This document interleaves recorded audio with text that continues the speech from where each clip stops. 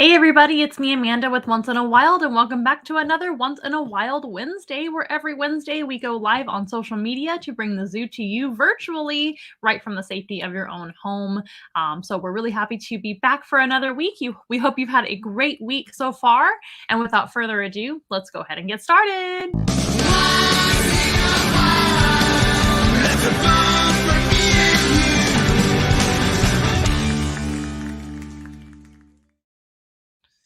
Okay, once again, welcome back to Once in a Wild Wednesday, where each and every Wednesday we go live, of course, across social media to bring the zoo to you in a small way, virtually, of course. We can also bring the zoo to you in person if you happen to live in our neck of the woods here in South Texas. We are based in San Antonio, Texas. My name is Amanda. I'm the founder and lead animal specialist here at Once in a Wild, and that is what we specialize in, of course, is bringing animals to your events. That could be a birthday party, that could be a classroom presentation, that could be a festival, that could be a corporate event, nursing home, anything at all, you name it, we can bring the animals to your location within reason, of course, and weather permitting. Now, we can be outside or we can be inside very, very easily with most of our animals because we don't have tigers and giraffes and elephants. We have smaller animals that can travel very, very easily, and animals that are safe to bring to you up close in person, sometimes hands-on, sometimes more interactive,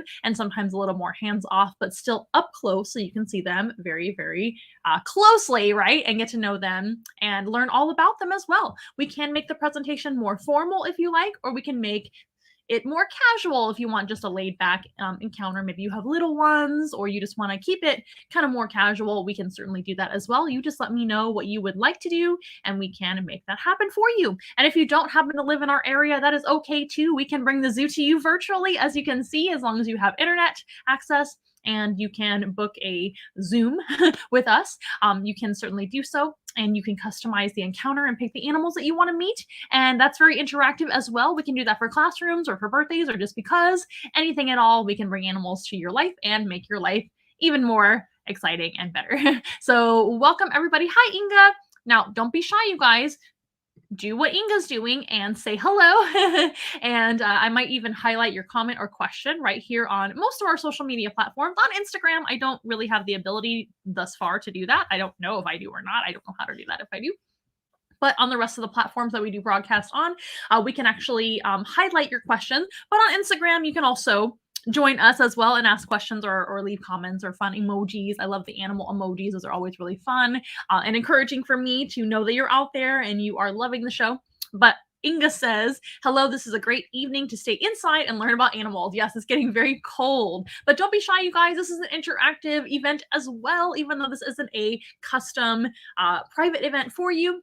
This is very, very interactive as well. So feel free to ask questions about the animals we're meeting, ask questions about what we do, leave me a comment, like I said, something, a word of encouragement, whatever you would like. Keep it family friendly as always. This is a family channel, so we do want to make sure and do that.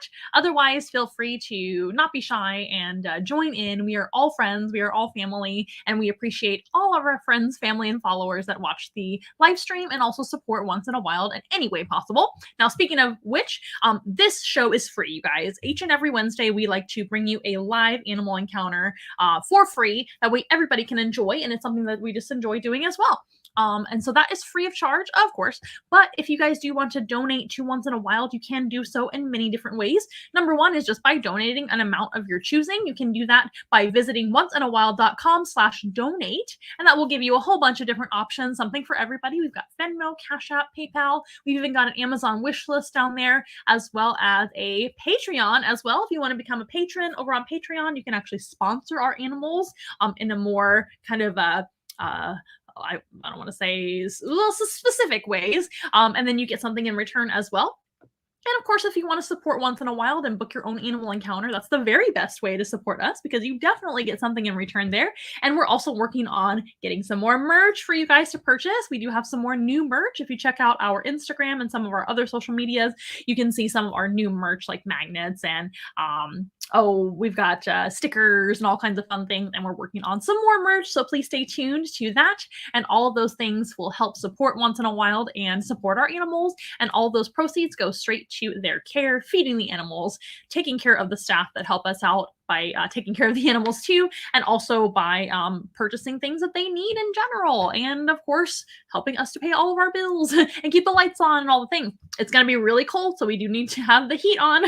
And if you were in Texas last year, you know that we had a very, very rough winter season last year. That was really, really rough. So we're hoping for not so rough winter season this year. I am crossing all of my fingers and toes that we will not have any crazy weather, but we are about to have a very cold night.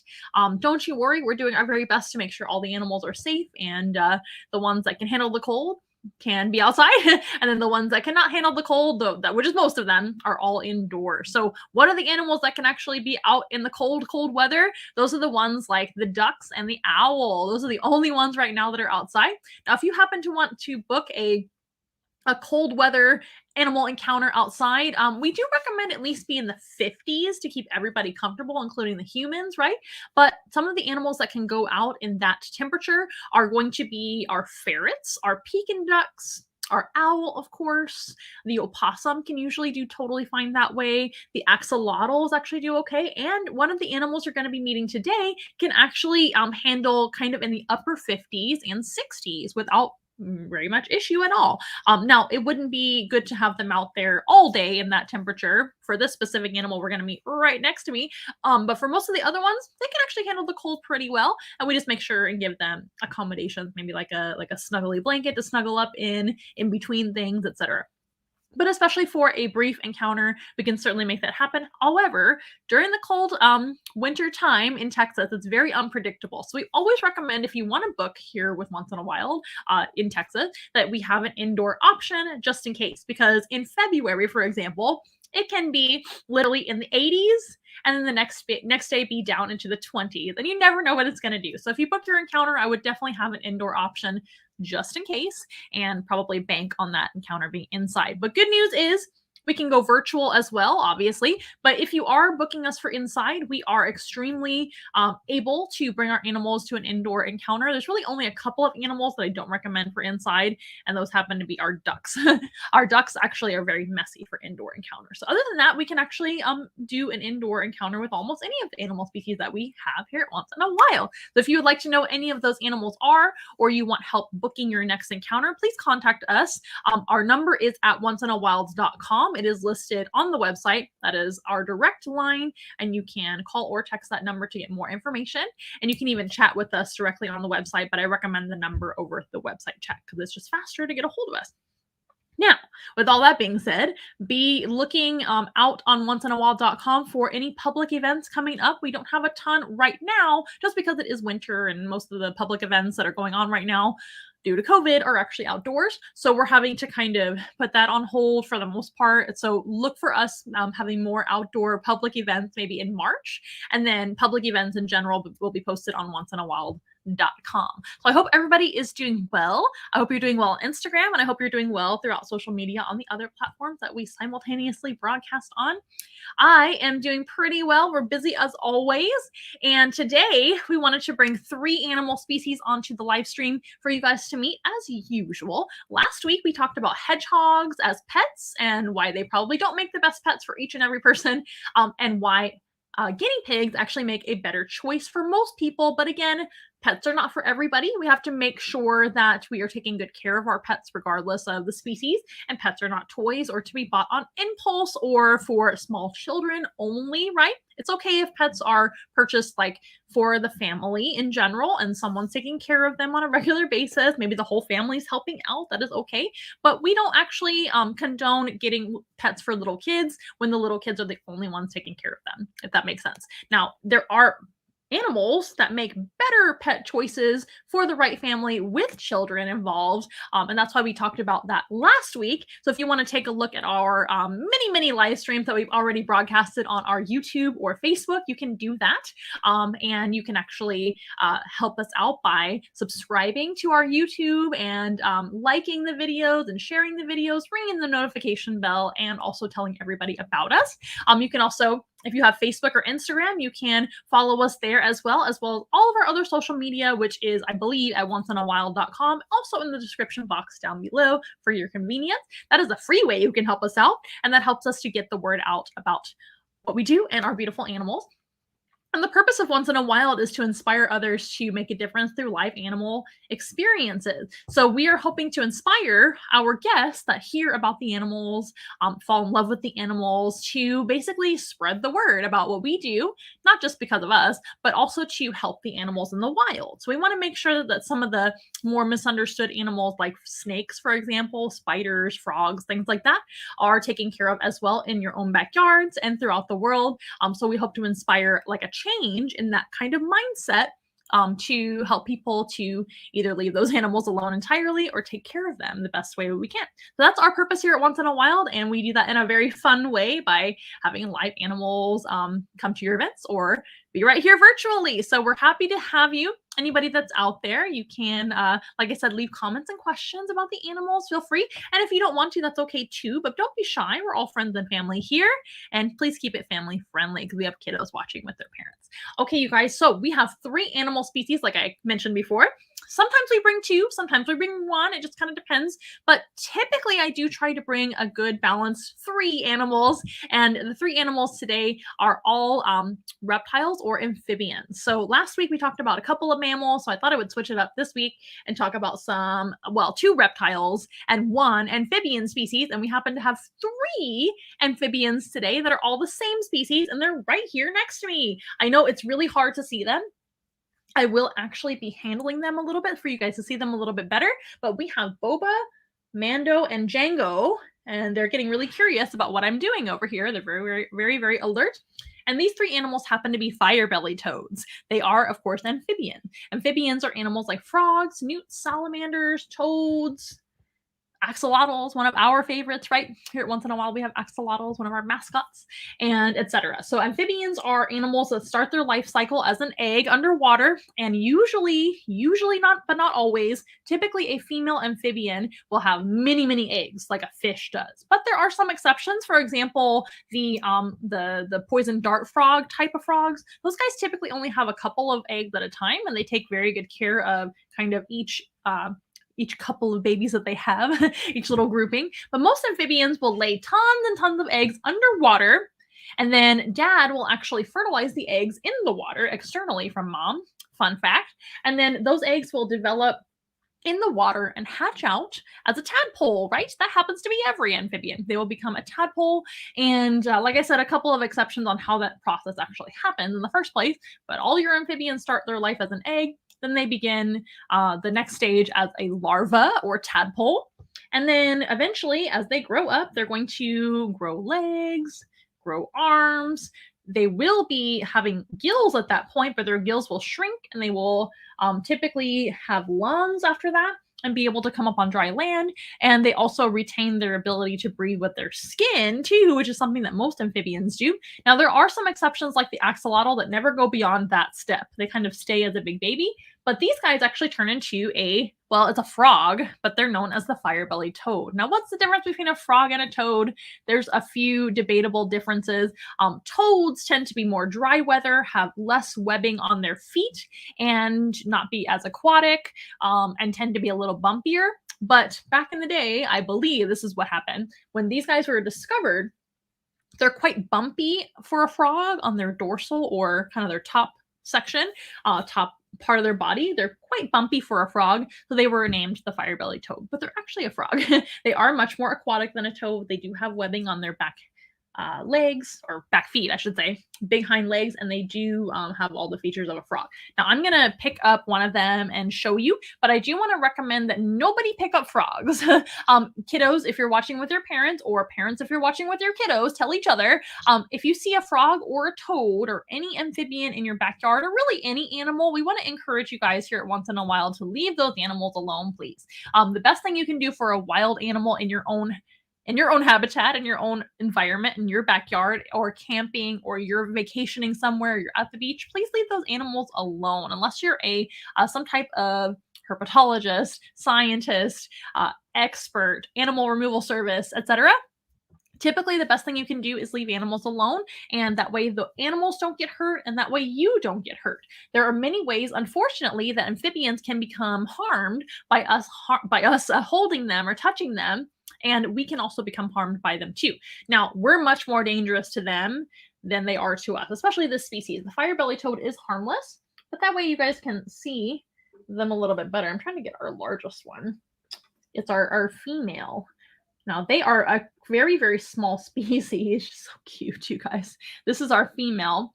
They're a small species, but female frogs in general tend to be bigger than male frogs. Now, there are exceptions, such as pixie frogs or the African bullfrogs, which we have one of those named Frances, and Frances is a girl.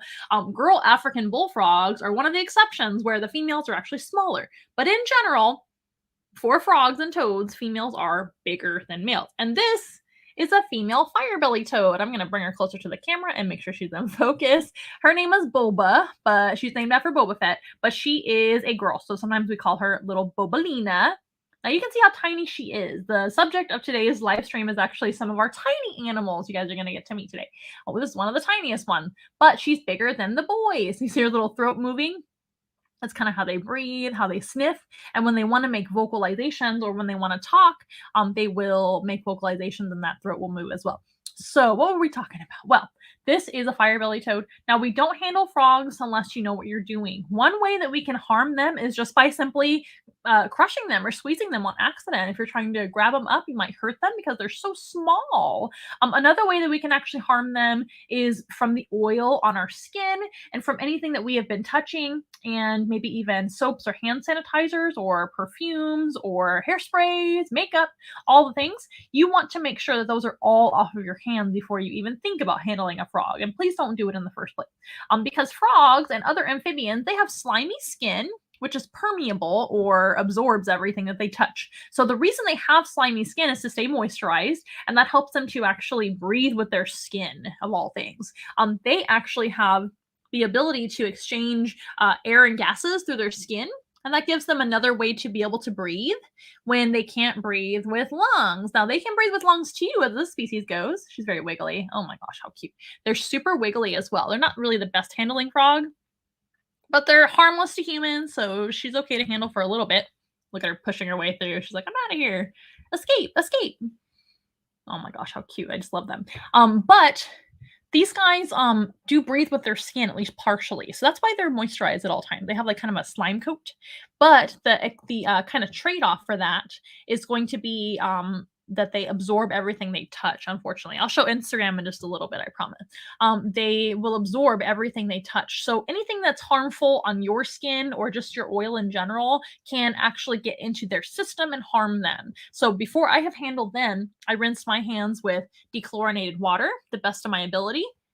And that way I'm doing my very best to make sure they are not becoming harmed by my skin, if that makes sense. They are really cute. I'm going to back up a little bit so Instagram can see. Focus, focus. You can see how very small they are. Look at that. Can you guys see? I'm going to show them over here if you guys don't mind. And you guys can see these guys in the water over here. There she is, little tiny frog in my hand. Now this is a girl. She's actually pretty big for a fire-bellied toad. They don't get much bigger than this. They're a very small and harmless species to humans. They have barely any teeth in their mouth. Their teeth are nothing to speak of for a person, and she won't bite me. Now the reason these guys aren't the most handleable is number one, it can be harmful to them, but also they jump a lot. So hopefully she'll hang out with me for a little bit. But she could jump right out of my hand at any moment, so just be ready. Now, her little throat moving indicates that she's breathing, maybe smelling. They also make vocalizations, like I said before. But the males are actually a lot more talkative than the girls because they're the ones that call the females over. And that is the case with most frogs and other amphibians. When it's time for mating and time to find girlfriends and things like that, which is typically in the spring or even the summer, these guys are actually a Asian species. The fire-bellied toad is usually found in China and surrounding places near China, so in Asia. They're a fairly cold water or cold weather animal. As I mentioned before, they're pretty cold weather tolerant as far as like the 50s and 60s. They prefer their waters like in the 60s and 70s, or at least cooler. They definitely don't like hot water.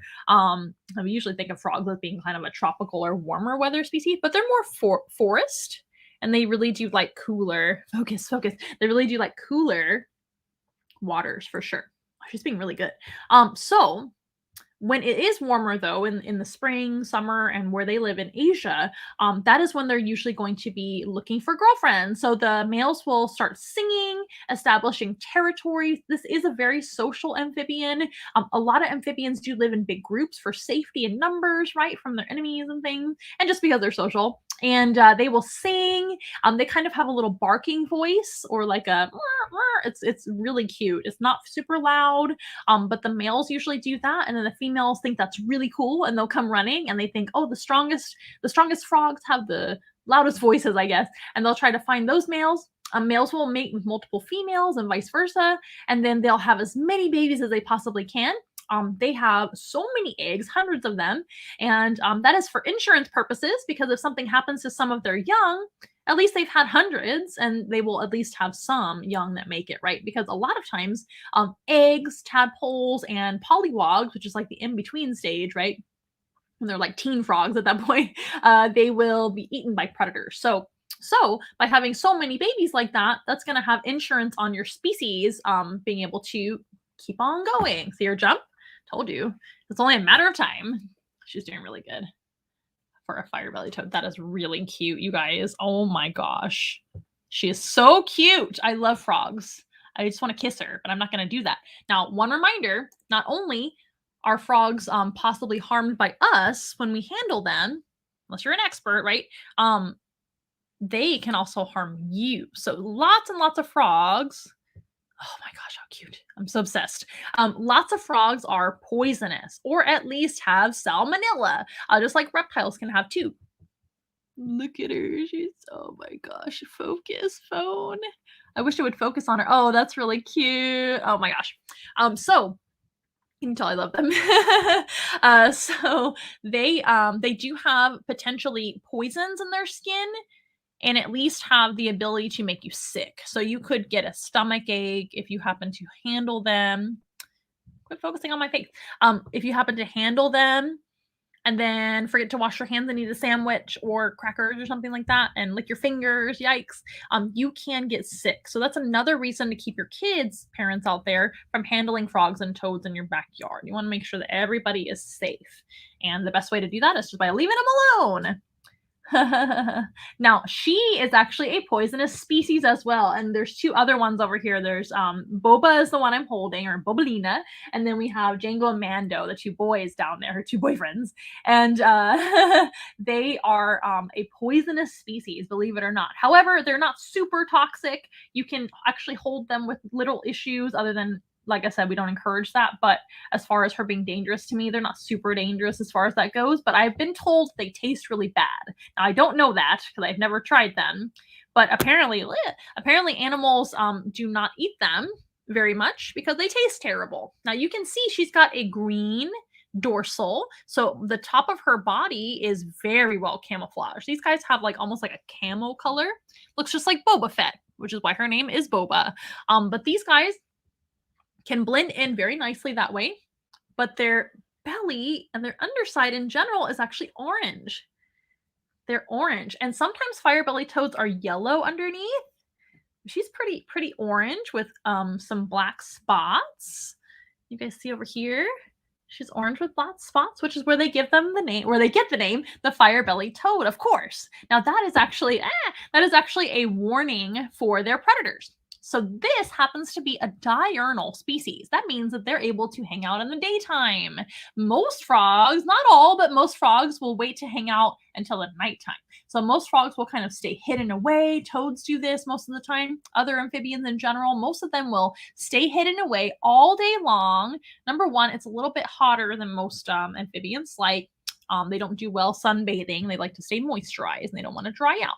But also, it's a lot more dangerous to be out in the daytime. There's lots of predators that can see you. So being out in the nighttime is a little bit safer by default for most animals. But this species is able to hang out in the daytime because they taste terrible. So usually animals will try to eat them and then they'll spit them right back out. So they have the option of being a daytime type of frog. Isn't that handy? So, but not all frogs can do that because a lot of frogs get eaten. Jeffrey, hi. Jeffrey says, what a pretty little girl. Why, thank you. She is very cute. As you can see, she's not very big, but this is about as big as I've ever seen a fire-bellied toad get. They are really, really small. And she is pretty big girl for a fire-bellied toad. Oh my gosh, can you tell I love them? So they are quite bumpy. I can see why perhaps they were called a toad when first being named and discovered and all that. But they are definitely a frog. They're more aquatic. They are certainly have webbed feet and swimming ability. They are actually semi-aquatic, which means they have the option to hang out on land or they have the option to hang out in the water. And they can swim for a while and hold their breath a long time. I do know that the African bullfrog can hold their breath for up to 6 hours or so. These guys, I'm not sure how long that they can hold their breath, something to look up and learn. But I do know that since they can breathe at least partially with their skin and have gas exchange with their skin essentially and keep their body going that way, they can stay under the water and basically breathe that way instead of having to come up for air. But they also can breathe when hanging out on dry land just with lungs like we do. In fact, if you guys have ever studied internal anatomy of frogs in general, maybe at school you were able to dissect a frog or something like that. Very commonly done. And the reason is because frog internal anatomy is actually pretty similar to humans and mammals. Isn't that interesting? Once they become a metamorphosized adult. Now, when they are babies, remember that means being a larva or polywog, their internal anatomy is different. They don't have lungs yet, and they breathe with gills instead of their lungs. But their gills go away typically for most amphibians, and then they gain lungs, but they can still breathe with their skin as well. So as far as their skin goes, they're very different than us, but as far as their internal organs and things, they're actually very, very similar to a human, to be honest with you, if you look it up. Isn't that pretty amazing? Now, these guys are extremely important. Amphibians in general are basically insect eaters, right? They're insectivores. So they help control mosquito population. They eat adult and baby mosquitoes, or mosquito larvae, right? That is primarily what their babies will eat, and what they eat in the wild is going to be mosquito larvae and insect larvae in general. They eat all sorts of bugs. This is an insectivore. They don't eat plants. However, when they are tadpoles, they do have an omnivore's diet, which means they have options. So as a tadpole, it's really important to grow up very quickly. Most tadpoles grow up very fast, but there are exceptions. For example, the American bullfrog, not the African, but the American bullfrog that we have right here in North America, their tadpoles are really large and they can stay tadpoles for up to 2 years, I believe. And those guys will just kind of take forever to grow up sometimes, depending on what's going on in the environment. But they can grow up faster than that if they need to. But most tadpoles will develop a lot faster than that, and they will actually be eating and eating and eating like the hungry little caterpillar, basically. And they can actually eat both plants and meat when they are babies. But as soon as they become an adult, frogs eat only other animals, and that's going to be insects primarily, especially for this species because they're so small. These guys eat a lot of bugs for us. That makes amphibians extremely important. Another reason that amphibians are so important is because they're actually indicator species. Now, that basically helps us to see if the planet is healthy or not. So indicator species indicate something, right? They can tell us what's going on with the earth.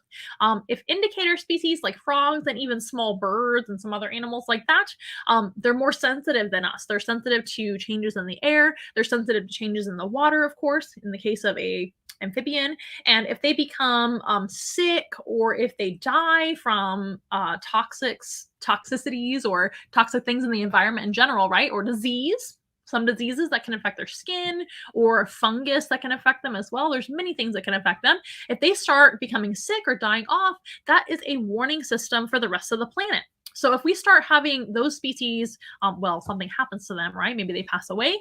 We need to be looking ahead to what's going to be next, because it could be another species like mammals, and we're mammals, right? So it's really important to have animals like this that can let us know a little bit of the health of the planet, right? And that makes them very, very important. Now, this species specifically is not endangered. They're what we call least concern, excuse me. They're least concern, so that means they are not endangered by any means. They're doing very well. They're very adaptable to different environments. Remember, they're also poisonous to most animals. They taste terrible to eat and things like that. And so they do pretty well in their natural world.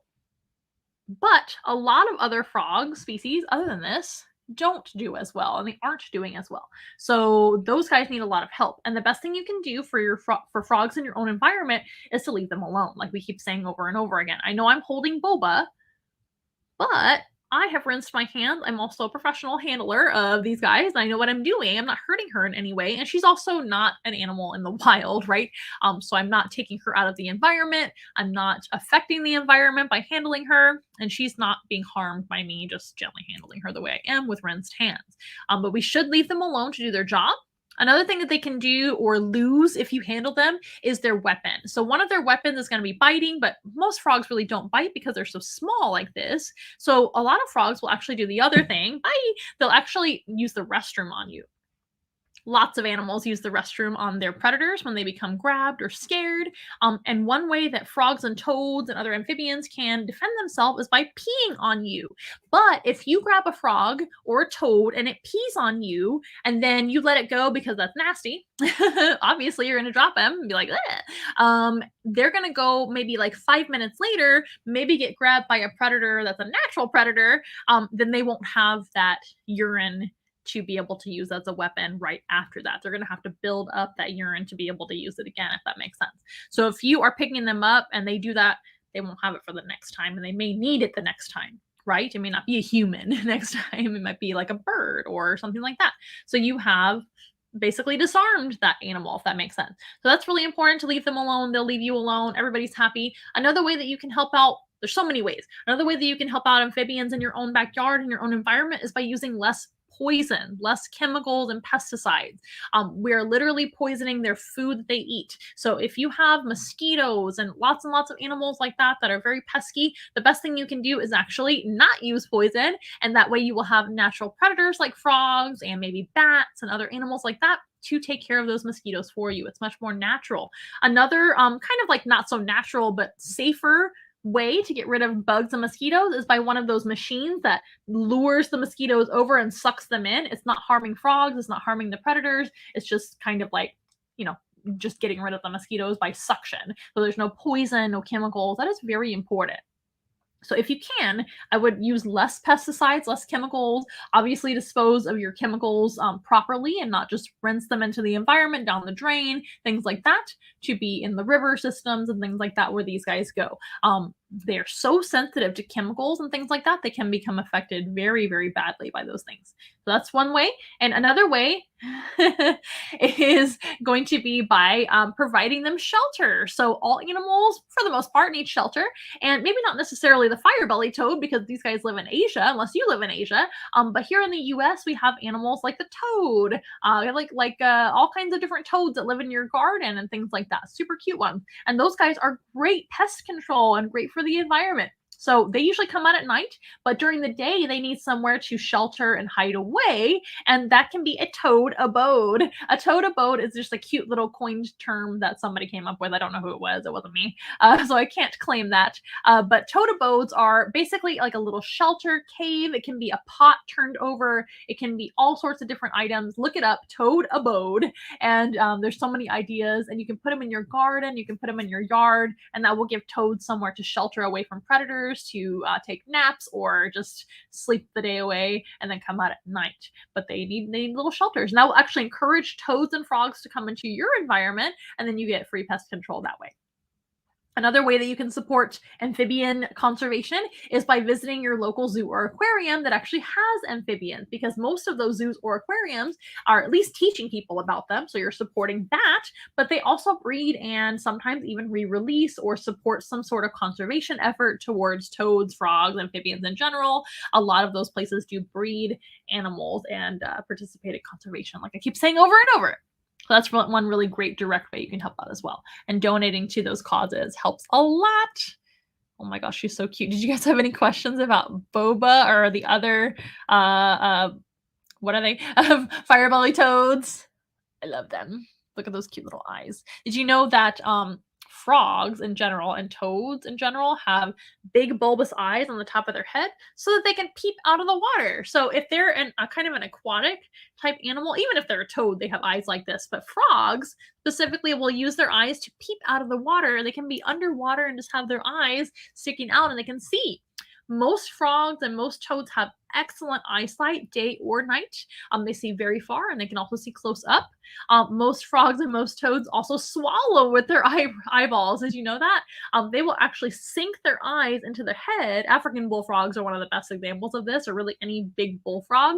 When they basically will hunt this way. They'll actually, these guys are really funny when they hunt.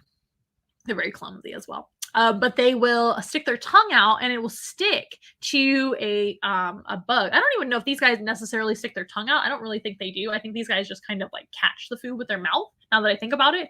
But a lot of frogs will stick their tongue out and the food will stick to the tongue and then they'll gulp it in their mouth. And what they do is they'll swallow with their eyes. Bye, Boba. They will actually dip their eyes into the head. The eyes will blink and sink down into the head. You want to go back in the water? Bye. And they will swallow by pushing the food down with their eyeballs. Do you swallow with your eyeballs? I bet you don't. Hello, Ricky. Thank you for saying hello. So yes, they will have their eyes up here like this. Imagine these are my eyes.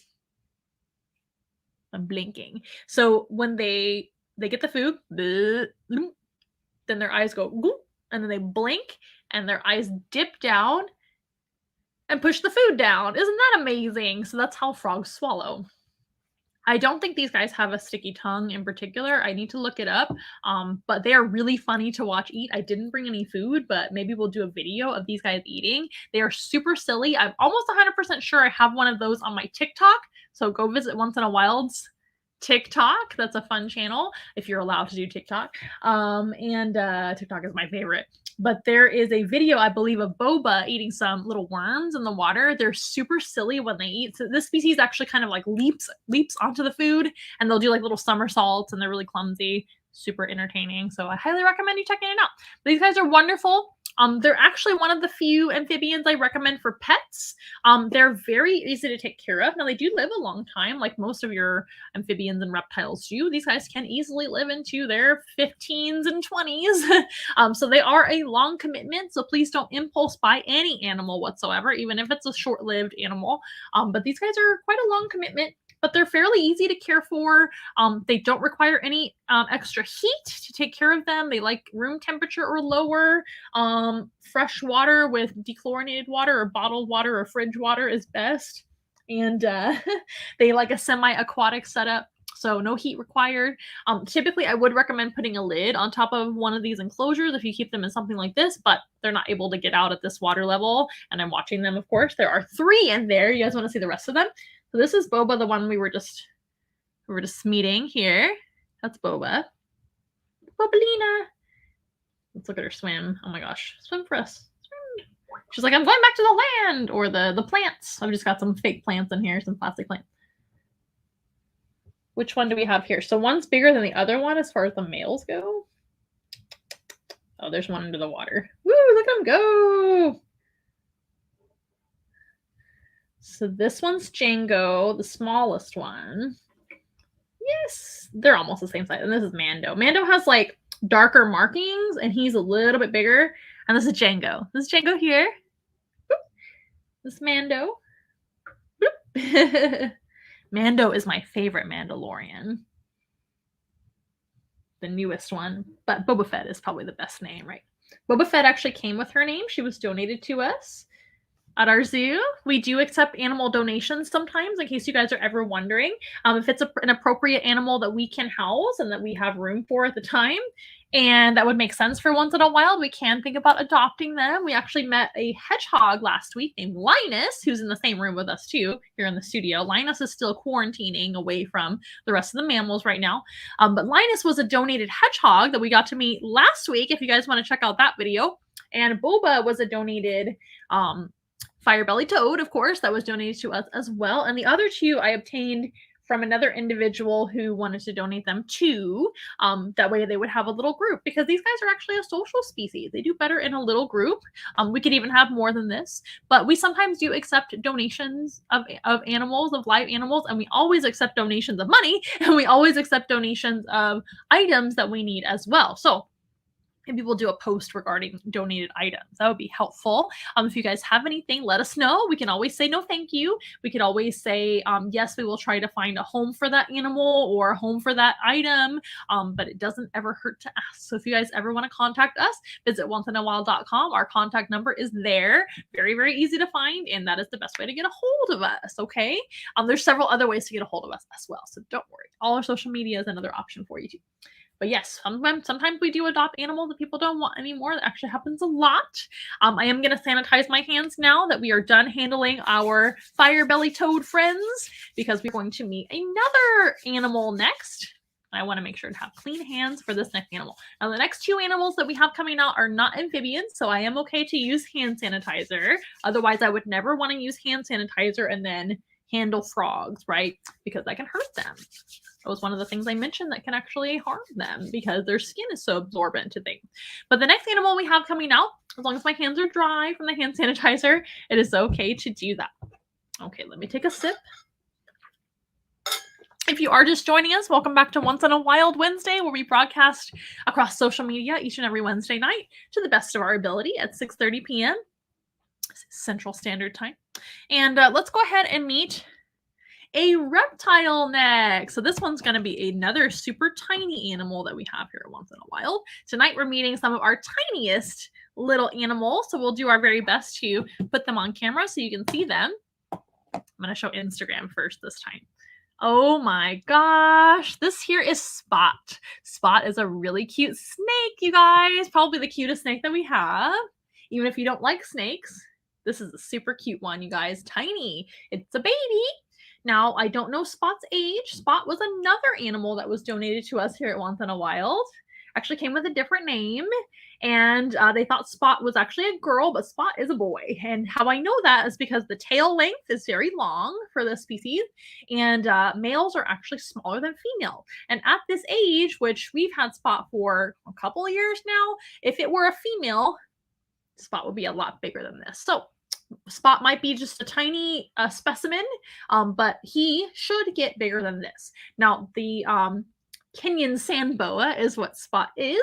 They are one of the smallest boa constrictors in the world, and they're actually an old world boa, which is pretty rare. Most boa constrictors live in the Americas or the New World. This is a Kenyan Sand Boa. That means they live in Africa, right? In Kenya. And they also live in surrounding places adjacent to Kenya and even across Africa. So they're really kind of widespread. They are a dry weather species, opposite of these guys. These guys are a aquatic or semi-aquatic species, right? The fire-belly toads.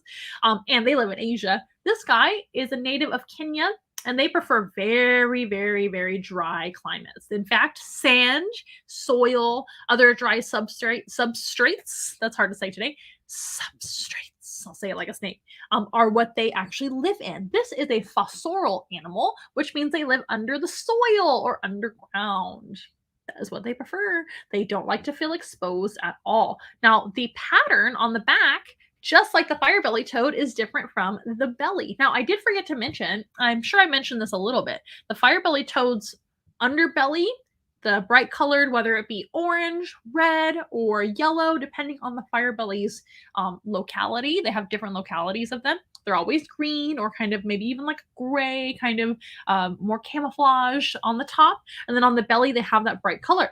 This animal is kind of the opposite, but we'll talk about why in a minute. These guys will actually show their belly or roll over when they feel threatened. That way, hopefully, predators will leave them alone. But if predators do try, usually they'll spit them out. There are a couple of exceptions, like some snakes and other animals that don't mind the taste, and they'll eat them anyway. But for the most part, that is how they stay safe. So that red belly or whatever belly color they have that's bright colored is a warning to their enemy. Now this one here, the Kenyan Sand Boa, has a dorsal which is camouflage, but it's pretty bright colored. It reminds me of a giraffe. Very similar. They have a orange backdrop with kind of very, very dark brown, nearly black spots. And each individual might look different from one another. Of course, they have a different pattern, just like most animals that have patterns. Each one has its own pattern. But these guys also have a completely different belly. They have a white belly, which almost no animals will ever see because, number one, they're under the sand, soil, or substrate. Say that 5 times fast. But if they come out to move from place to place, or if the sand gets blown around and they're exposed, they can at least have this dorsal part, their top part, to be able to be camouflaged. And that's what that does for them. It's spotted like a cheetah, it's patterned like a giraffe. All those animals will use their pattern to stay safe and sound and camouflage and hide. That's very important for such a tiny snake. Now, this is considered to be a baby size, right? But they do get bigger than this, but they are small in comparison to most other snakes and certainly to most other boa constrictors. Can you believe this is a tiny boa constrictor? I cannot believe. If you guys ever saw our video, well, he's been on several of them, but it's David Boa. David Boa is our largest snake in our collection currently. He's a Colombian boa constrictor, and those guys are pretty large compared to this guy, right? But he is still a boa constrictor. That means that they squeeze their food in order to prepare it for eating. Let's back out a little bit so I can back up so everybody can see. This is a constrictor. So what they would do to hunt is they're going to be kind of under the sand, and if they're feeling hungry and they can sense food skittering by, or they smell food with their tongue, they will kind of stick their face out of the sand just a little bit. They kind of have their eyes kind of positioned on the top of their head, not quite as much as a frog, but now that I think about it, they do have that in common. Their eyes are placed a little bit higher than most other snakes, and that's so they can look and peep out of the sand as opposed to the water, right? Like these guys. But these guys will, if they start to get hungry, they'll peep their head out. They'll kind of have their tongue sticking out so they can smell. They'll kind of just be sensing for food walking by, right? And when food does walk by, they will pop out of the sand, grab it, and wrap around with the first kind of half of their body, which is the strongest part. And they'll wrap around and make sure that food has passed away before they try to eat it whole. These guys, of course, eat very tiny food items. At this age, he might eat things like geckos and other lizards, maybe small, tiny mice. But in human care, they can eat pinky mice, which are baby mice, and they like them a lot. So this can be a rodent eater. This can be a lizard eater. I would imagine they probably try to eat toads sometimes too, maybe not so much frogs, because frogs are aquatic and this is a very dry weather animal, but there might be toads or other options for this animal, and whatever option they get, they're going to take it, because that is the lifestyle of a dry climated animal. Is that a word, climated? An animal that lives in a dry climate with less resources, less food opportunities. They're going to take whatever they can get in the wild. Now, in human care, or captivity, if you want to call it that, these guys tend to be a little more picky than I prefer, but this guy here, Spot, has become a much better eater than he used to be. He used to be quite picky about eating, but they tend to get better and better as they age. And I believe that's because in the wild, their instincts are to eat things like lizards and toads and other animals. And in human care, we usually have mice to feed them. So a lot of times they're just a little confused. And we did have to start off by feeding this guy live pinky mice, and then we progressed to him eating passed away pinky mice, or already frozen thawed, which are not live, which is much, much better for everybody involved. We do recommend, if you have a pet snake or snakes in your care, that you try to feed them frozen thawed over live, because live rodents can actually harm your snakes, and it's a much more humane way of going about that, to feed them frozen thawed. But we do understand that are exceptions with snakes that won't eat frozen thawed and who are picky, so it's better to get them fed than to not be fed, right? Let's see if we can do a close-up with Spot. He is so cute. See why you name him Spot? Did you know that snakes in general never blink? They do not have traditional eyelids. They have what we call a spectacle scale right over their eye. It's hard to see because he's so small, you guys. This is, I believe, currently the smallest snake we have. It's probably safe to say that. I gotta think about all my snakes. Yes, he's the smallest baby, and will probably be the smallest even when all of them are grown up, because this is a small species too. But they don't ever blink. They have a scale across their eye, over their eye, called a spectacle scale, which is clear. They can also potentially use it for a goggle underwater. This is not a swimming species, so they wouldn't be doing that. But other species of snakes can certainly look underwater with no problem, because they wear goggles all the time. Snakes in general also, of course, use their sense of smell via the tongue. They do have a forked, slender tongue, which takes in lots of information by gathering scent particles. And then they basically will put their tongue back in their mouth over and over again. And the tips of their tongue, which is forked, will go into the roof of their mouth. And they have a little pocket in there called Jacobson's organ. And that will tell their brain information about those smells that they're gathering. I should have thought twice about having so many tiny animals on the show. It's hard to see them, but that's a really good shot right there. These guys are really cute. A lot of times when people are a little bit nervous around snakes, this is one of the ones that they think that is really cute for whatever reason. These guys are pretty harmless. Of course, non-venomous, but a tiny little constrictor with no venom, no poison, and so small. Now, he does have teeth, and they can use their teeth for defense. Now, usually they're going to hide to help themselves stay safe. That's really going to be their default as a species. They're going to stay away, stay hidden, stay safe, etc. Use their camouflage, use their ability to be under the sand and stay away from predators and enemies. But if a predator tries to grab them from underneath the sand and dig up the sand and get them, I mean, they could bite if they want to, but they have such tiny teeth. But they also have kind of towards the back. So if you guys could touch him, maybe you can do that in person if you would like to book us. If you touch the Kenyan San Boa's skin, as it gets progressively down to the tail, it actually gets a little bit rougher. So they're a little more armored at the tail, and their tail kind of looks like their head. So if you kind of put the head and tail together, if I do that gently for him, it's hard to see, but their head and tail don't look much different than each other. They kind of have a pointy nose, which can be used like a shovel to dig under the sand, right? Or the substrate, soil, whatever. But their tail is also pointy, but they also have more armor towards kind of like here and down. And that is to give their tail something really, really rough and kind of uncomfortable for animals to put their mouth around. Isn't that interesting? And that will, just be very strong and sturdy for them to get bitten if they happen to get bitten.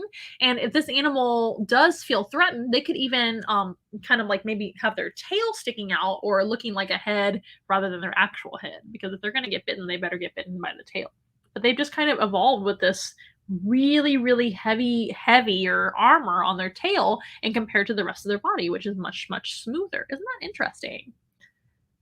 And it's not something you can really see. It's more of a texture. But it is there, and their tail's very pointy and very, very tough. Pretty cool. Now, their actual tail itself is not very long, but on a male, it's longer than a female. So his tail is about this long, but remember, he's a tiny little guy. A female's tail would be shorter, etc. But they have a short tail as a snake goes. Most snakes do have a short tail and a long body, and on the inside, they have very similar anatomy to like a frog or a human, like we talked about before. But snakes actually only have one functioning lung. They do have two lungs that they breathe with. By the way, they don't breathe with their skin like an amphibian. They are reptiles, and they don't have slimy skin that can do gas exchange breathing for them like the amphibians that have all the superpowers can do. But these guys do breathe with their nostrils. They don't really smell with their nostrils at all. They just take in air and breathe that way. They can also breathe through their mouth if they happen to be feeling sick or something like that. They can mouth breathe, which isn't good for them, but it can happen. So their breathing is really similar to us. But they only have one functioning lung. They have two lungs, but one has basically evolved to do nothing. It just kind of sits there as an extra organ. And one other lung has become elongated and large to be able to handle all the breathing for the snake. And that goes for every species of snake, by the way. Don't you just love their colors? So they have such pretty, beautiful colors. They look like a giraffe or almost like a cheetah, but it reminds me of a giraffe, honestly, with the orange. And then that white belly, like super white. This, by the way, is the wild type of coloration that this animal comes in the wild. That is what they look like. And I always found that super fascinating. This looks like something that was like created by breeders over time, like a lot of the other morphs of reptiles. I can't help touching the rough tail. It's just so neat once you know that. Super cool. The rest of the body is so very smooth and that tail is so rough. But these guys almost look like a morph that was created by breeders, by selective breeding and things like that. Like if you know ball pythons have so many different colors and patterns. We have one that's like all white and she has freckles and her name is Princess. And the other one, she's an ivory, and that's what her morph is called. And the other ball python we have on a regular basis that visits guests is going to be Prince. So we have Prince and Princess, and Prince is actually a pastave, which is another special color that doesn't come out in the wild, or doesn't happen in the wild. And these guys are what actually happens in the wild. Isn't that amazing? To me, there's nothing better than a wild type Kenyan Sand Boa. I would never want another, like a morph, unless somebody gave me one, I guess. I love them just the way they are. They have a pink tongue. I know it's really hard to see, but they have a cute little pink tongue. And of course, a snake, as I just said, will smell with the tongue, gather information that way, and tell their brain what's going on just by smelling. So once the snake gets a little bigger, he'll be a lot easier to see on screen, you guys. It's just the tiny, but we're learning about all the tiny little micro animals today. We've got our baby snake. This is a Kenyan San Boa. We call him Spot. And we just learned about our fire-bellied toads. There are 3 in there. There's Boba, Django, and Mando. We learned all about them just a little bit ago. Now, there's no reason to be afraid of snakes. Most snakes are perfectly harmless to humans, and no snake can harm you in the United States unless you touch them or they come in contact with you. There are snakes around the world. Well, I can't remember how many places have them. There are some spitting snakes, but those are super rare. Most snakes you have to come in contact with for them to be able to do anything to you whatsoever, and most of them are harmless. So we do highly recommend, just like with the frogs in your backyard and the toads in your backyard, like we mentioned before, that you don't pick up wild animals and you don't touch wild animals unless you are a professional or you're getting professional help or there's an exception there. In general, we want to leave them alone. Now, snakes in general literally want nothing to do with you. They would rather slither away and get away from you because they're scared that you are a predator to them. So snakes have lots of predators, even though they are predators too. Snakes are certainly predators. They actually do not eat any sort of plant matter. They eat other animals for a living. So they're predators, but they also have predators as well, and they're always looking out for their predators. So you being a big, scary animal to them, they're going to be very scared. So they might try to bite you. They might try to get away, of course. Getting away is going to be their first choice. Hiding in the first place is going to be one of their first choices as well. But they may feel cornered. They may feel threatened if you try to grab them, pick them up, touch them. So they might try to bite you. And every snake out there, well, not every snake out there is a safe snake to get bitten by. So we want to make sure that you guys are safe, and we want to make sure that the wildlife, the snakes that are very important too, also are safe as well. So please leave them alone, and they'll leave you alone. If you ever have a snake issue where you have a snake on your property or you have a snake in your home, please call for professional help. That is absolutely the best thing you can do. We don't want you guys handling that situation on your own unless you happen to know exactly how to handle snakes and you're a professional, okay? So we don't want to encourage you guys to pick up snakes, harm them in any way. Harming a snake is the best way to get bitten because you are, of course, harming them and they're trying to defend themselves. So please don't do that. Snakes are also very important. Snakes are very, very good for the environment because they're a predator. So predators in general are an essential part of the ecosystem or food chain. Oh my gosh. Can you hear the barking? That's the frogs. That is their noise that the males make. I hear them. Did you hear them? Sounds like a whimpering dog or something. Aren't they cute? I thought I would show you that. Aw, super cute that we caught that. So these guys eat rodents and other animals in the environment. Predators in general are extremely important for the natural environment because without predators, we get too many animals in general. So we have to have a balanced ecosystem. Having snakes in the environment is one of the best ways to have a healthy environment. Snakes also feed other animals too. Some may be better at defending themselves than others, but a lot of snakes are actually food for other animals too, like hawks and cats and canines and all sorts of natural predators. And when I say cats, I'm talking about bobcats, I'm talking about wildcats in general. Any predator, foxes, other snakes sometimes eat snakes, etc. There's lots of animals that rely on them for food, and so we need to leave them alone to do what they naturally do. But most of all, they do help us by ridding the earth of rodents and other animals that can make us sick. And we need to make sure and have a healthy planet from here out, right? So having snakes in the environment and other predators in general is really great for us in general. I think I'm saying in general a lot today. You guys are a quiet audience tonight. I hope somebody out there is watching me. If you guys have any questions, please let me know. I'd be happy to answer your question. If you guys want to support what we do, don't forget we have donation options for you. Visit onceinawild.com/donate. You can be a member of our Patreon and be a patron and help animals directly that way, specifically certain animals that you like to help. You can get something in return for doing so, of course, or you can just donate that way. But you can also donate through Venmo, Cash App, and PayPal as well. And you can even purchase your own animal encounter. You can customize a Zoom for you to enjoy virtually no matter where you live. But if you happen to live in South Texas, in the San Antonio, Texas area, you can book us for an in-person animal encounter. We can help you with animal therapy. We can help you with a educational classroom program or an educational show and tell for your next party, or we can even bring a petting zoo as well. If weather's good coming up soon after this crazy freeze we're about to have here in Texas and otherwise, and the weather's good again, we can certainly conduct an outdoor petting zoo for you guys. Our petting zoos typically consist of the following species: our Pekin ducks, our red-footed tortoises, bearded dragon, our Flemish giant rabbit, and guinea pigs. That's the basic, that's the kind of starting grouping of animals, if you will, for our petting zoo. And you can also add other animals to the petting zoo to meet as well. That's a really popular choice. And of course, a show and tell, like I said, animal presentation style, we can do that. Hello, Romeo. Nice to see you. I'm so glad you and your girlfriend are watching. Thank you very much for being here. This, by the way, is Spot, the baby Kenyan Sand Boa, a boa constrictor from Africa, of course. Most boa constrictors actually live in the Americas, like we mentioned before. So they are extremely unusual for a boa constrictor. They're also super tiny. There are other boas that live in other places too. This is one of the strange ones. This is also our smallest of all of our snakes here at Once in a While. We have many snakes. Snakes happen to be my favorite animal to talk about and teach people about and advocate, because snakes get a lot of, unfortunately, bad reputation. They get a lot of hate. A lot of people feel like they should harm snakes and things like that. So we absolutely love to teach you guys all about snakes and how important they are. We don't expect everybody to adore snakes as much as me, but we do expect you guys to respect animals in their environment, and that can be your environment too. But please make sure that you are sharing the environment in a peaceful way. And if you have a snake problem, per se, you have a snake that you need to move, please call professional help to be able to do that.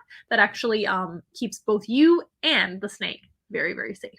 That's what we recommend for your safety, for your children's safety, for the snake's safety. Everybody's safe that way.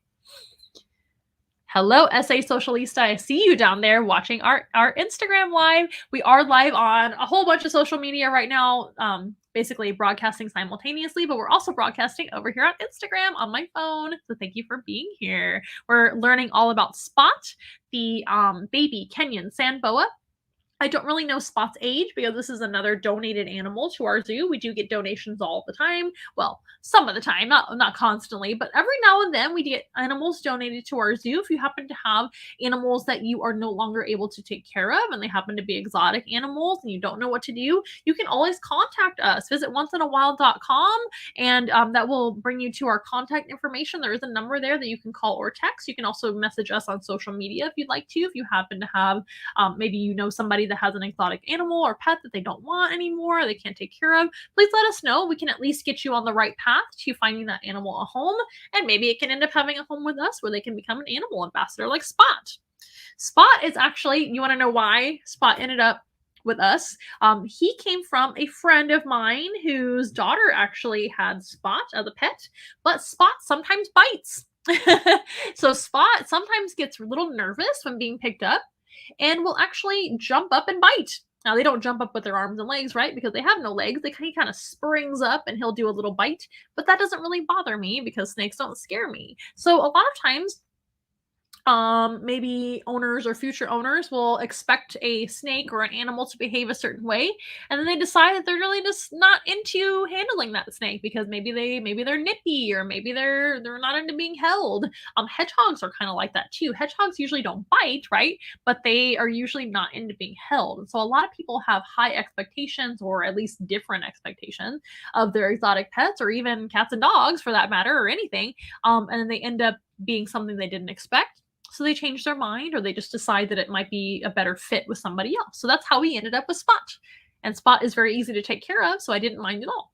And as you can see, handleable just fine now. But every now and then, Spot will bite. His mouth is tiny and he's non-venomous, so it's okay. It's not a big deal at all. But that happens a lot. So a lot of times animals will end up with us when they necessarily, maybe they weren't as handleable as expected to be. And that doesn't make them bad. That just makes them a wild animal, right? This is not a domestic species. This is the same species that you would see in the wild. Now, through genetics and through breeding them in human care captivity, they do kind of become a little more accustomed, of course, to being handled, and maybe they have different personalities. But every once in a while, even one that is bred in captivity will become a little bit nippy. So who knows with Spot's scenario? But he's doing okay right now, and still can be an animal ambassador, even though he's a little unpredictable sometimes. Okay, Spot, you did an amazing job being a beautiful Kenyan Sand Boa. I hope you guys enjoyed meeting Spot and, of course, Boba, Mando, and Django, the fire-bellied toads right next to me. They're going to remain out the entire time. I know it's hard to see them. We did pick them up earlier, so you can watch back to the beginning of the video, and you can see Boba is who I was picking up earlier. But they're hanging out in there. We've got one kind of back here. We've got two over here in the front. And they may move around for you guys to see them. But Spot is going to go back and rest in his travel enclosure, and I hope you enjoyed getting to meet Spot. And we'll see you next time, Spot. Okay, so we do have one more species. Thank you for loving Spot. Romeo says, I love Spot so much. Thank you very much, Romeo. Thank you for watching. Super cute snake, huh? Like I was saying earlier, some people aren't really into snakes. I love snakes the most. They're my favorite animals in general. But usually Spot is one that they go, oh, it's so cute because he's so tiny and has a pretty color and a white belly and looks harmless. It is harmless. Okay, so we have one more animal to actually meet. It's our final species of the night. We learned about the fire-bellied toads, and we got to see a couple of them. And we learned about Spot, of course, the Kenyan San Boa. And now we're going to learn about another tiny reptile, bigger than Spot, but still tiny. And that's going to be Roo. Roo is coming out next. Roo is a lizard, and Roo is a gecko. Let me get her situated really quick and get this out of the way. Here she is. This is Roo, the Crested Gecko. Crested Geckos are another tiny reptile. This is definitely I'm trying to focus there. She's a full-grown Crested Gecko. She's an adult. Now, when I say full-grown, I should probably correct myself. Full-grown never really happens with reptile. Reptiles continuously grow their whole life, but she is an adult size, and she is a mature female Crested Gecko. Roo here is about 6 or 7 years old. I've had her that many years now. And she's such a sweetie pie. This is the sweetest Crested Gecko I know. I'm actually going to turn our lights down real quick. I'll be right back.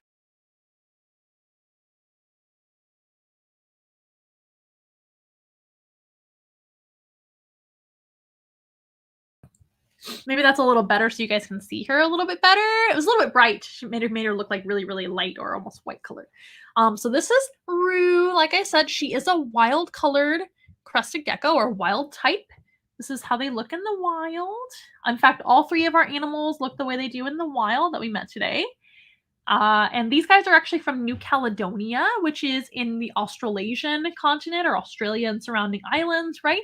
And they were actually discovered in the 1860s, not too long ago in history retrospect. Then they thought they went extinct because they couldn't find them for a long, long time. But it turns out they were actually just looking in the wrong place when they were trying to find them the second time. They were rediscovered in the 1990s. Isn't that interesting? 1990, yeah, 1990s. And I believe it was 1994. I was in 4th grade at the time. These guys were rediscovered in the 90s, and it turns out they weren't extinct at all. They were just not that many of them, number one, and they were looking in the wrong island. So they're from New Caledonia. We know that now. So what had happened in the old days in the 1800s, they just had really bad records of where they were and what places they were landing and discovering, right?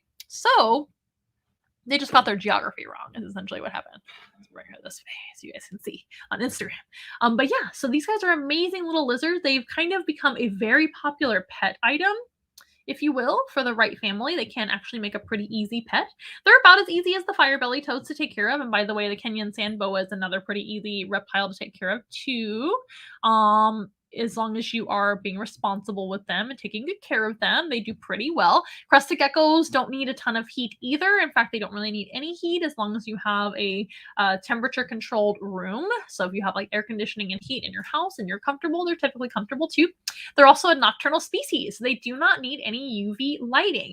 If they do get any type of UV lighting, like if you happen to plant plants in their habitat or have a bioactive enclosure, you want to limit the ultraviolet light from the UV because these guys can become very uncomfortable with too much light. They're nocturnal, they like it dark, so they will usually hide away if you do that. But at night they'll come alive and be out. Like I said, they're from New Caledonia, which happens to be a tropical environment. These guys are also an arboreal species. We met semi-aquatic firebelly toads, and we met a fossorial snake with Spot the Kenyan Sand Boa, which means kind of underground or in the soil. These guys are actually arboreal, so they'll live up in the trees, on the leaves, up against maybe the bark of the tree. They might climb into a hole in the tree during the day and nap the day away, and then come out at night, and they are super nocturnal.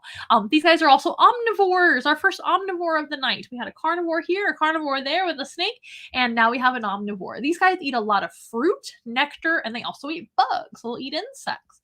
That's why they're so important. They help with the insect populations in their native environment. And geckos in general will help with insect populations and help get rid of those insects. Instagram, I'm really trying to include you guys, I promise. There we go. So geckos live all over the planet, right? And geckos usually come out at night, but there's some exceptions, like day geckos. They're literally called day geckos. They come out in the day. And all the geckos and all the small lizards like that, they eat a lot of insects. So mosquitoes, flies, roaches, all sorts of harmful bugs, and they help to keep us healthy. So it's actually really, really beneficial to have geckos around. A lot of the gecko species you see in the United States are actually invasive, which means they don't belong there if they're from different countries, but they are beneficial nonetheless. So they're not a harmful invasive species, although that's never really a good thing to have invasive non-native species living in your environment. There are some exceptions that don't do any wrong. So it's pretty cool to have geckos around your house geckos, and they will climb the walls, they will climb all over the place, and you almost will never really know they're there. They're very, very quiet. They're very sweet. They won't necessarily want to be cuddling with you, but they won't come and attack you or anything like that. They'll attack your bugs, and that will help to keep flies, mosquitoes, and roaches at bay in your home. So if you ever see geckos in your own environment, just leave them alone. They're actually perfectly fine to be there. You don't have to catch them or anything like that. And also, you want to make sure not to spray them with chemicals and things like that. Not as sensitive as a frog. We talked about frogs earlier with their permeable skin that has slime. Reptiles like this type of reptile has very smooth skin. Her skin actually feels kind of like a flower petal, very, very soft, but she doesn't have slimy skin at all. She's dry. So, but even though she's a dry skinned animal, she can still become sick from chemicals. We want to make sure to avoid spraying them with anything. So just be careful there. And you want to make sure not to spray their food like bugs, right? If you can help it. Now you can see her tail wrapping around my finger down below. See that? Oh, they do have a prehensile tail, but it's not a very strong prehensile tail. In fact, they have the ability to actually drop their tail. And the crested gecko, that's one of like kind of the worst things about them as a pet, is they can literally drop their tail out of nowhere. It can be for apparently no reason, although I'm sure they have a reason. And it can also be just from the slightest breeze, it seems like sometimes, oh sorry guys, for the slightest breeze or the slightest stress in their life, they can just decide to bloop, drop their tail, and their tail only has 1 point of breakage, if you will. Most lizards that have tail autotomy, which is the ability to drop their tail, they have segments. So down their spine, most lizards actually have options of different points where the tail can break off. And then, of course, it regenerates, right? Well, this type of gecko or a lizard will lose their tail only at the base, right at the butt. And then if they do lose their tail, unfortunately for the crested gecko, and for the owners of the crested gecko, right, they don't grow back. They actually never regenerate their tail. They're one of the very few lizards that do not regenerate a tail once lost. So they can do that one time as an effort to deter their enemies, because the whole point of tail autotomy or dropping the tail of a lizard is to drop the tail, give your predator a little snack. Maybe the tail keeps wiggling because of nerves and all of that, and then the lizard itself can get away. So that's a great defense mechanism for most lizards. And then most lizards regenerate the tail, you know, in a matter of months. Sometimes it's as short as 3 months. Sometimes it's as long as 6 to 8 months, depending on the species, depending on the situation, the genetics, the protein intake, all the things. It takes a long time. Amphibians that can regenerate, like axolotls, that takes a matter of days to weeks. They're much faster at it. But this lizard, unfortunately, never regenerates the tail. Now, as you can see, Rue still has her tail. She's never lost her tail, because you would know it. She would have no tail whatsoever. Are you going to jump in the water? That would be a terrible idea. I don't think you're a good swimmer at all. You are not a frog. You are not. You are not a frog, even though you kind of look like one. Now, these guys are nocturnal, like most frog species, but remember, they're geckos. They're not frogs. They're lizards. And you can actually tell by looking at her eyes that she's a nocturnal species. These guys have slitted pupils, almost like a cat. Can you see them? Slitted pupils on most animals give them the ability to open up their pupils a lot more than if they were rounded pupils. Does that make sense? So since she has slits, by the way, which are very skinny right now because it's bright in here, right? There's lights and things, and the lights are on, and she doesn't like light. So they're closed. That way she can be comfortable. But if at night they open up really big and they take in a lot of light so they can see everything around them. Geckos and even frogs, for that matter, that we met earlier, these guys have great eyesight in the night or the daytime. Geckos have amazing vision. This is also a type of lizard. This is rare, you guys, that doesn't have any blinking eyelids, kind of like the snake we just met. They actually have spectacle scales, just like a snake, over their eyes, which protect their eyes, keep them moisturized, keep them safe, and they can look right through them, but they have amazing vision. In order to sleep, they kind of squint, and they just zone out, and they will sleep all day long and come out at night. And the reason they call them the Crested Gecko is because of the crests on the side of their head. Let's zoom in on that. Can you guys see the crests? Oh, I'm going the wrong way. Can you see the crest on the side of her head? She also has beautiful eyelashes. Can you see the eyelash? She looks super blitzed right now. Her eyelashes are part of the crest, which is like the ridge along the side of her head. They also call them the eyelash gecko. So Rue is actually named after RuPaul because of the eyelashes. So we have a Rue and a Paul, and we have several other crested geckos that are named after drag queens because they do have big eyelashes. That is another name for the crested gecko, the eyelash gecko. Isn't that neat? And again, they don't blink, but they have great, amazing vision, full color vision. They see all things. They have amazing eyesight. They are sensitive to movement. If they see bugs they want to eat, they will capture them by jumping right at them and grabbing them up with their mouth and then chomping them up. And they also can see fruits and different things to eat there as well. Nectar. They can tell whether those fruits and nectar are good to eat or not by the color. And yeah, and they also have a great sense of smell. These guys have nostrils in the front of their nose there. And they smell really, really well. They also can taste. They can also touch and hear. These guys have all 5 senses. See their ears? So the ears are on the side of the head. There's one ear there. It's just a hole. Fun fact, only mammals have ear flaps. They don't have ear flaps. They just have ear holes. She's got one on either side of her head. One, and 2 nostrils in the front, and 2 big buggy eyes on the top kind of sides of her head so she can see really well with her peripheral vision.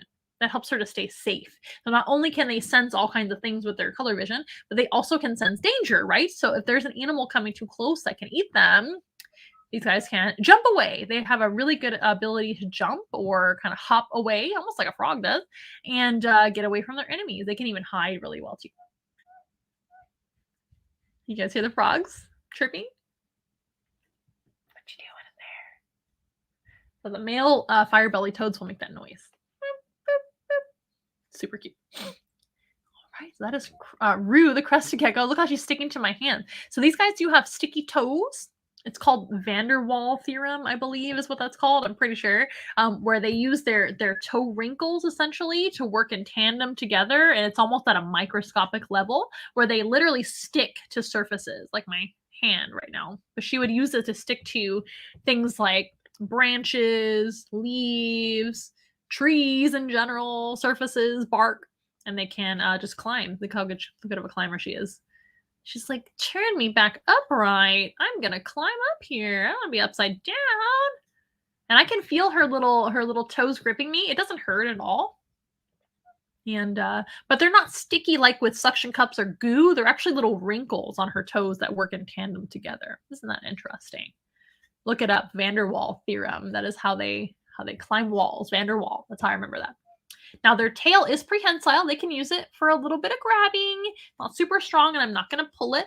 But if you'll notice, I don't know if you can see her tiny little tail. The very tip of the tail is almost like a little finger. It has like a little flat section that they can grip with. And that even has like almost like a little toe pad at the end of the tail too. So they have, of course, their pads on their toes that grip and the little tail that grips too if they don't lose the tail, for heaven's sakes. Don't drop your tail. You're beautiful with the tail. You're beautiful without the tail too, but you're beautiful with the tail especially. Now, these guys do have the ability as well to change color. A lot of lizards can change their skin color, right? Not every lizard can. For example, a blue-tongued skink, like BT, our blue-tongued skink, those guys cannot change color. But many lizards, like iguanas, bearded dragons, chameleons, of course, can change the color of their skin. They do that with little pore-like structures in their skin that are little holes called chromatophores. And chromatophores open and close to give the illusion of color change. And to us, they look different. Crested geckos can be what we call fired up or fired down. Right now, I would say she's kind of fired down. She's not as vibrant as she could be, but you can see her markings here. Sometimes those markings will be totally invisible, so it'll be just one solid color. Maybe this is actually fired up for Rue. Rue's not a super colorful crested gecko. She's a wild type, but I love her the most. She's my favorite out of all the personalities of the geckos that we have. Maybe this is fired up for her. Pretty girl. She also has a really pretty face. She's so cute. Rue is my favorite crested gecko. We actually have, let's see, 1, 2, 3, 4, 5, 6, 7 crested geckos. I wanted to make sure in my head. We have 7 crested geckos. Most of those are donated to us. Just like I keep mentioning over and over, we do take animal donations sometimes.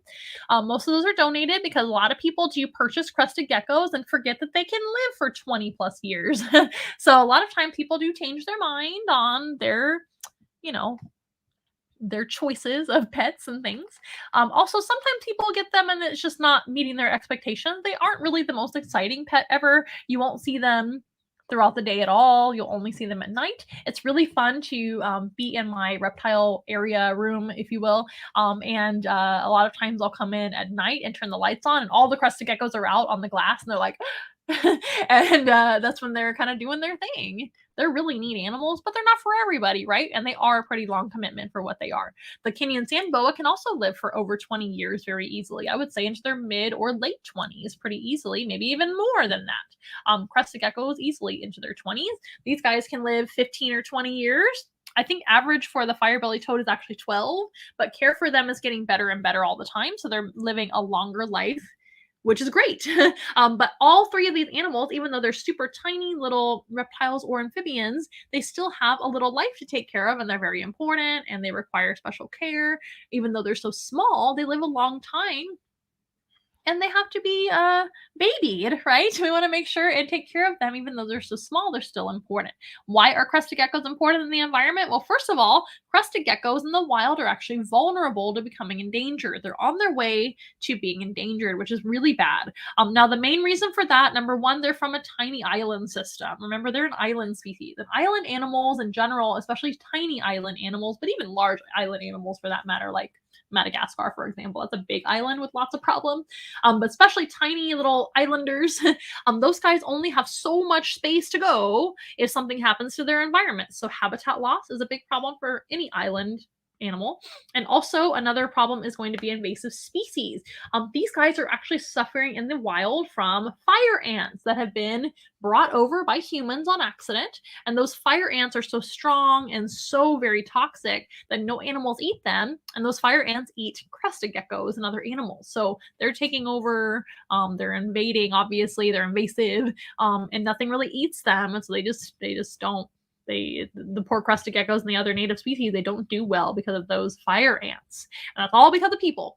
So that's one reason. And also, remember, habitat loss, deforestation, etc. So that's not great. So they are very important to the environment because they do eat other insects besides fire ants and help keep insect populations down. They also will eat fruit and nectar to make sure plants stay in check and balance too, because that's also important. Herbivores matter too. And of course, they are animals that are eaten by other animals. So they're a natural part of the food chain and essential part of the food chain in general, or the food web. So without crested geckos in the wild, we might lose part of what feeds the next animal too. Aw, Jeffrey says, I can't get enough of those little hands. I know, they're so demonstrative with how they grab things. They're so like, and their hands and toes are very thin. And remember, their skin is very soft for a lizard, so they remind me of like the petal of a rose. That's what they kind of feel like texture wise.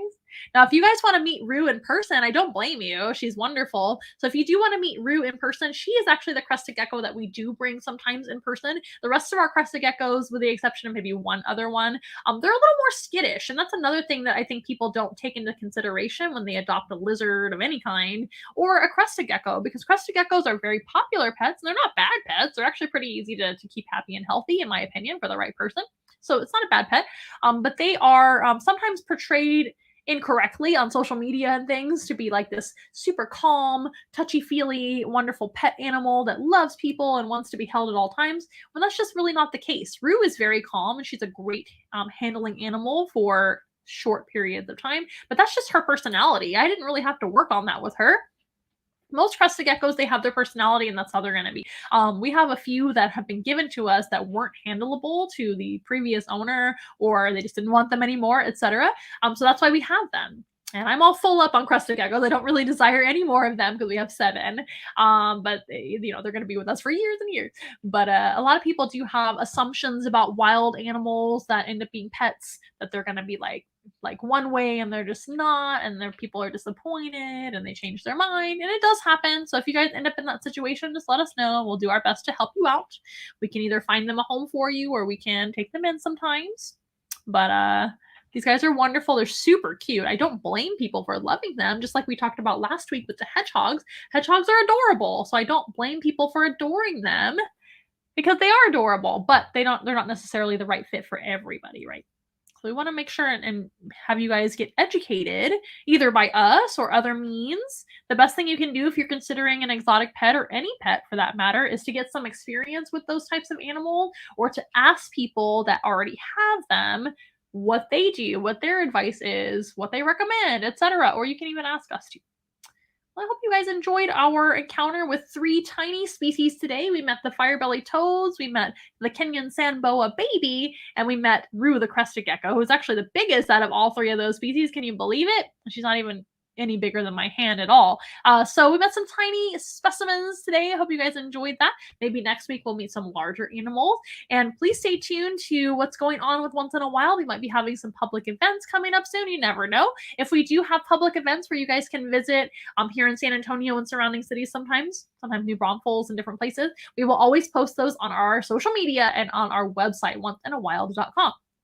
If you have enjoyed our animals tonight and you want to help them out and donate to us, you can do so by visiting onceinawild.com/donate, which will show you all your options of donating, tipping, and sponsoring our animals. And you can also, of course, schedule your own animal encounter, which is the best way to support us and help us out. Or you can always follow us on social media, subscribe to our YouTube, etc. Share the videos, tell everybody you know about us, because you never know who could need some animals in their life, or who really loves animals in your family or friend circle. Please let everybody know about us.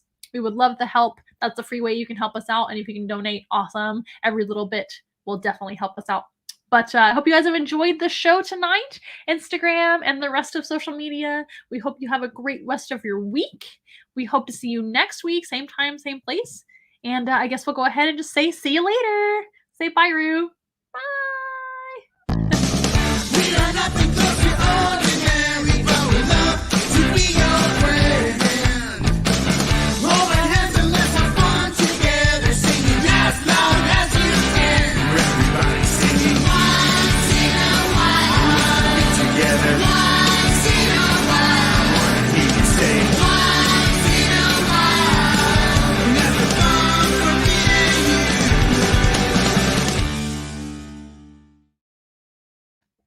All right, everybody. We hope you have a great rest of your week, and we hope to see you next time here at Once in a Wild.